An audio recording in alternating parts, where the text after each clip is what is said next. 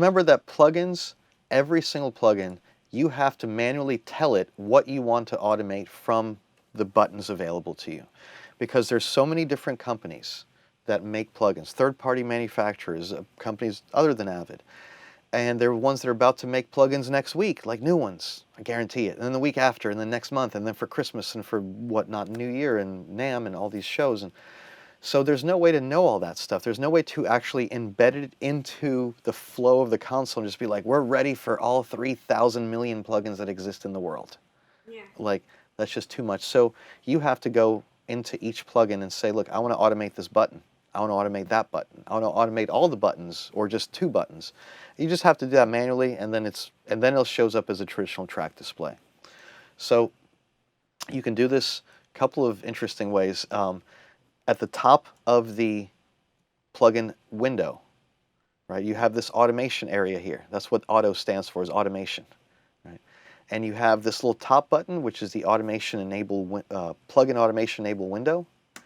When you click on it, it gives you a list of every single button that that plugin has.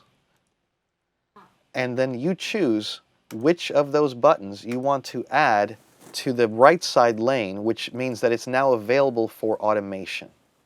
Just those components show up now as a track display, and it'll tell you effects and the insert point that it lives on. So mine's on insert point B, so it says effects B. Summit Audio TLA 100 is the name of the plugin, and then here's all of the individual components that can be automated, so I can see them as a track display or as a track lane. So whatever you do here, obviously it forces the plugin to follow. If for some odd reason you're like, I want to quickly enable all buttons of this plugin for automation, everything, all at once, because I don't know what they're going to touch, you can hold down on your keyboard all 3 keyboard modifiers, Control, Option, and Command at the same time. So Control, Option, Command, and then click on this button with your mouse, and then that instantly just enabled every single parameter of the plugin for automation.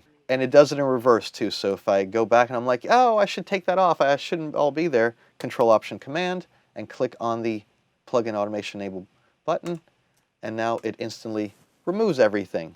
Now keep that shortcut in mind, because that's the one we're going to use for the good stuff. So what you do is use the same exact keyboard shortcut, not any different one, and use Control, Option, Command, and then you click directly on the button that you want to enable for automation.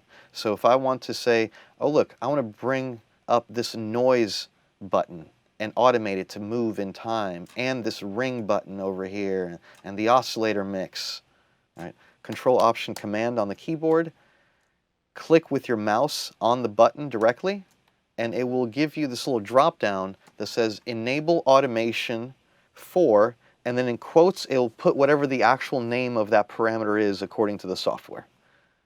Okay. So then it usually, when you do that, or whenever you enable automation for a parameter, it usually gives you some sort of visual cue, like maybe a green box or a red ring or a green ring or something to indicate that this thing is been enabled and it's in a different state than the rest of the buttons around it.